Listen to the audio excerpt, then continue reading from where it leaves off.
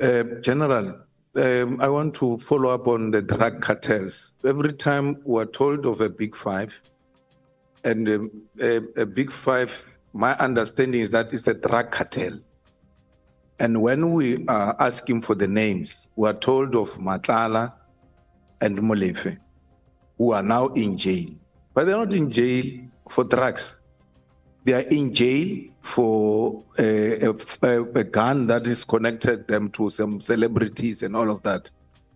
Meta and all. For Transnet, DJ Sumbody and. How do I conclude that these are the big five of drug cartels? Because they're not charged with drugs.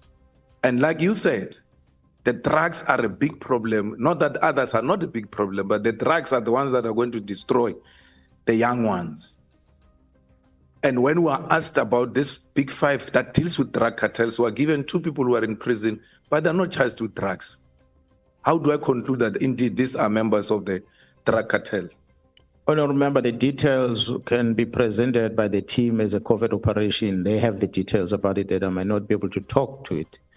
However, a strategy of arrest, of an investigation of a case, you might arrest a person, although in this case you are labeling them as part of Big Five, and the Big Five is involved in this drug syndicate. We might not arrest them for the drug specific, but the bigger investigation that talks about drugs is there, but the charges that we are putting against them are something else. It's a strategy we employ in the police to keep people behind bars until we are ready with a bigger case. And we throw it in. A typical example is the same strategy we employed in KZN when we were dealing with the AKA case. And we arrested a whole lot of them for other cases, just to keep them in custody until we were ready with the main case when it was matured, and we could identify all of them.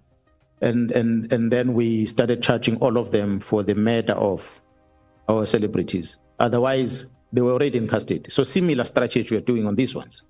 We are taking them for other cases. We are adding any other case because they've got many cases.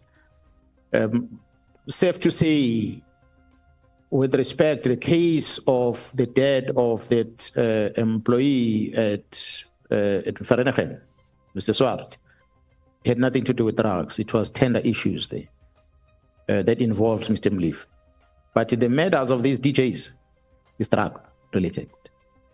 When the picture you're going to see when the matters gets to court is that this one thought he's clever by stealing this one's drugs and he starts selling them, and this one then killed him.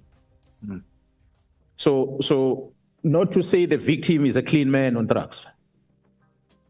He died because of something that he did wrong to this one. So we have a consignment of over 200 million rand, for instance, if I use that as an example. The police in the organization is there to identify exhibit, you book it in the SCP-13 register in the police station, you leave it there. If it's such big thing that you transfer it to another safer storage place, which in this case will be a forensic lab if it's drugs. But it so happened that in KwaZulu-Natal at one stage, there was a consignment found in Durban. And our laboratory in Durban is at Manzimtoti, which is about 10, 15 kilometers away from Durban. And they did not have a facility to keep such consignment of drugs. And the next place where we take these drugs to is Pretoria, where we keep these drugs in the bigger storages. But it so happened that case that the drugs were entered into the SCP-13 register of a police station, booked out the same time, and transported south of KZN to Port Shepstone, and locked into the offices of the PCI that had no one guarding it. And during so-called alleged load shedding at night, there was a break-in in a big storage facility. A break-in inside that facility, there were bags of drugs, and there were also other drugs that were not associated with the ones that came, the consignment that came in. And there were firearms, illegal firearms that were also stored in there. But when the break-in happened, the only thing that was stolen was this specific consignment of 200 million rand of drugs and nothing else. You arrive at the crime scene, you will expect the crime scene is being cleaned, everything is stolen. But you arrive there, you find an AK-47 standing there, then you say, but why didn't they steal this AK-47? Then you realize the mission was not AK-47. The mission was drugs. So they came to collect what is theirs, and they took it away. They left everything else untouched. And that made us conclude that it was a plan breaking. Because the question we are asking TPCI, why did you allow these drugs to come to your offices? And there's no one guarding. And you have load shedding, and this thing happened during load shedding.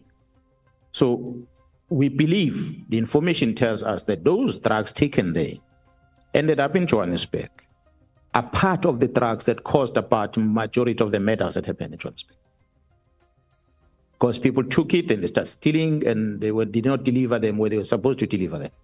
And that's what caused the unhappiness from some of the people. So yes, we are not talking about the drugs on the arrest of Mlife, but drugs is part of the problem that leads into the murder. The charge is a murder, but the reason is the drug that comes as a result.